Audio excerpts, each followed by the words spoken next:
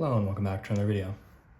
This problem we're given this table, which is showing the tire life L in terms of thousands of miles for a certain type of tire at various pressures P, which is measured in pounds per square inch. And firstly, in part A, we want to use a calculator to model tire life with a quadratic function of the pressure. So for this, you're going to want to do a quadratic regression.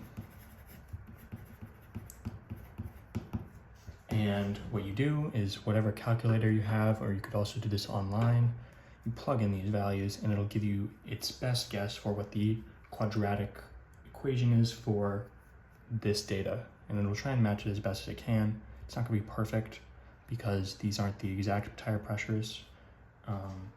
You could think for, these aren't the exact miles, right? You can think for exactly 25 pounds per square inch.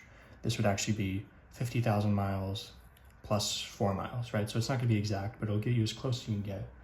And what I found when I plugged it in, this is going to be L is equal to negative 273.6 plus 19.75 P minus 0.2754 P squared. So that's its best guess for the quadratic behavior of this graph, of this function, whatever you want to call it. More importantly, in part B, we're looking to find dLdP. So this is the derivative of L with respect to P. And we're just finding it right now in general, and we're going to look at P and 30, P equals 30 and P equals 40 in a little bit. But just right now, finding the derivative of this function. So this first timer is a constant, so that's just going to be 0. Plus, we have, if we imagine here, we have two power functions right here. So for this first one, what you do is you take the coefficient, you bring it out in front, you multiply that by the exponent. In this case, we have p to the first power. Then our new exponent is going to be p to the first power, which is what we had, and you subtract 1. Again, with this term, you get the coefficient out in front, multiply it by the exponent, and then your new exponent is the old one, minus 1. If you simplify this out, you get dLdP is 19.75, multiplying these, times p to the 0. P to the 0 is just 1. So this is just 19.75 minus 0.5508. P to the first power is just P. So this is dLdP in our final form. And we want to find it at P equals 30. So to do that, you just plug in 30 for P. And doing that will come out to 3.226. Doing it for 40,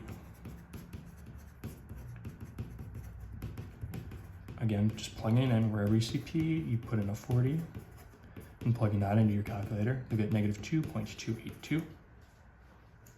Then we have some interpretation questions here. So what is the meaning of this derivative?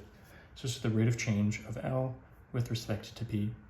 So as the tire pressure increases by a pound per square inch, this is the amount at any given tire pressure that it will change for L, which is thousands of miles. What are the units? Thousands of miles per pounds per square inch. And what is the significance of the signs of the derivatives? So when your derivative is positive, the rate of change is positive. That means your tire life is increasing as you increase the pressure. And then when it's negative, that means you've gone too far, and as you continue to increase the pressure, the tire life is going to go down again.